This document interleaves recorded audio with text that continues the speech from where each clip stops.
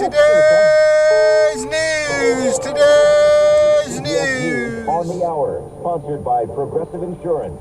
I'm Cammie McCormick. The latest federal agency to consider steep cuts to its workforce, the Department of Veterans Affairs.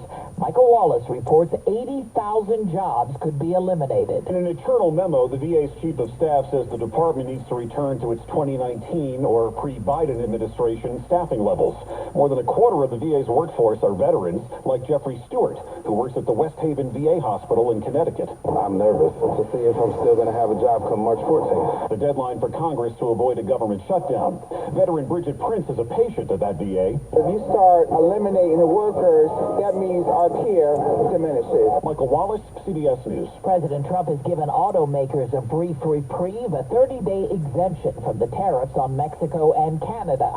White House spokeswoman Caroline Leavitt was asked today if that's enough time for them to prepare for what's ahead. He told them that they should get on it, start investing, start moving, shift production here to the United States of America, where they will pay no tariffs. That's the ultimate goal. A man accused of being part of the attack on American forces during the U.S. withdrawal from Afghanistan appeared in a U.S. courtroom today. Correspondent Scott McFarland was there. Wearing a blue jail jumpsuit and standing next to an interpreter here at the federal court in Alexandria, Virginia, Mohammed Sharifullah said very little as the prosecutor and the judge explained the charges he faces, including conspiracy to provide material support to a foreign terrorist organization.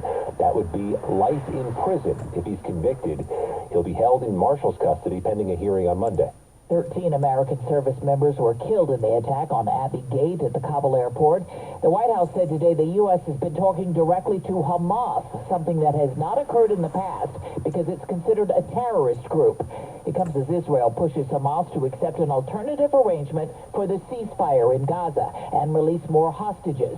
In the meantime, it's withholding aid, as Deborah Potter reports. Human rights groups have called this a starvation policy, but Prime Minister Benjamin Netanyahu has raised the pressure even more, saying he will not rule out cutting off all electricity to Gaza if Hamas doesn't budge. Millions of Americans are dealing with severe weather today. Meteorologist Grant Gilmore. This is a massive storm system. You've got snow to the north, you've got severe weather all across the mid-Atlantic down into the south, and then you've got trailing showers and storms all the way into the Gulf. This is just a massive storm system with wide-reaching impacts that will be felt over the next couple of days. In fact, they have been felt for the last couple of days.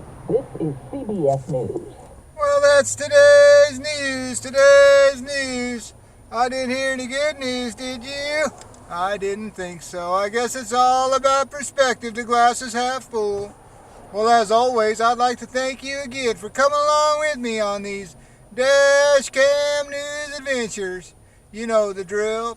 Peace, love, and all that hippie jazz. Bye-bye, everybody. It's 57 degrees in Benicia, California.